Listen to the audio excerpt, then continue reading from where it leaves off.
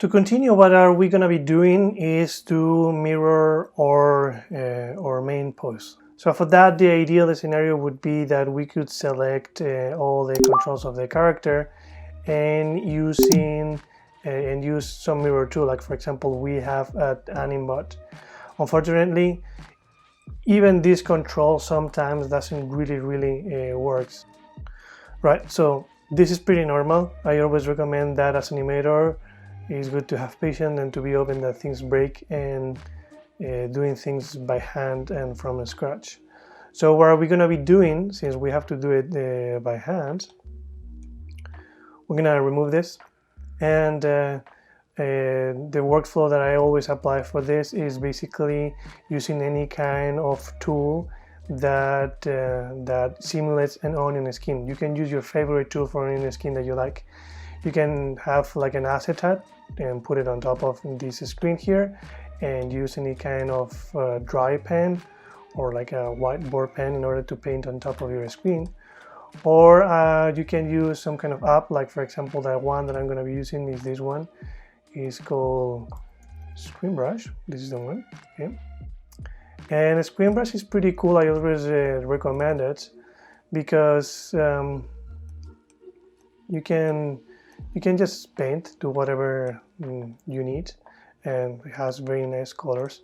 But it has a mode here that is called the Ghost mode, where basically you can just do whatever you need to do, work with it, and if you need to paint something, you just press in your keyboard the FN button, and then let's say the paint option just turns on, so you can paint whatever you need to paint. Okay, now it has the option, sorry, that it dissolves, so I'm gonna just put it here in this option is so the drawing stays.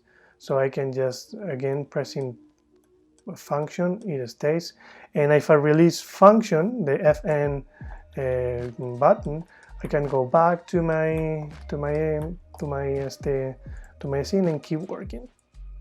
So this is a pretty good onion skin tool for us in animation.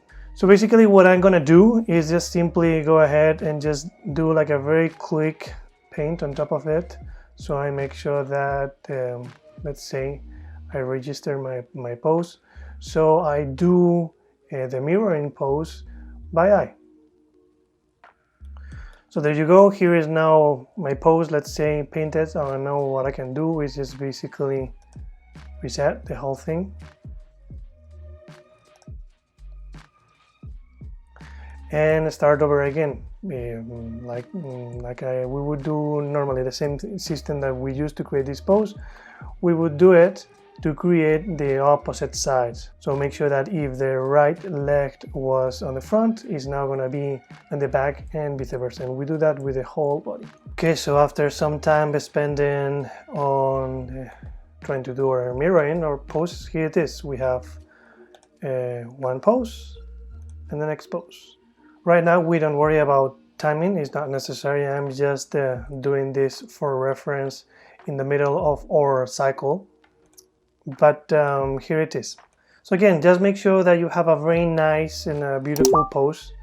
What is important is that we feel how it changes from one side to the other. We can see that when it's more clear, it's in the face, that it goes basically, it hides a little bit after the shoulder in one side, and in the other side we basically are showing more of the face. So this is like a good way to see that the character is going from one side to the other, but the rest of it feels like a pretty good and straightforward mirroring.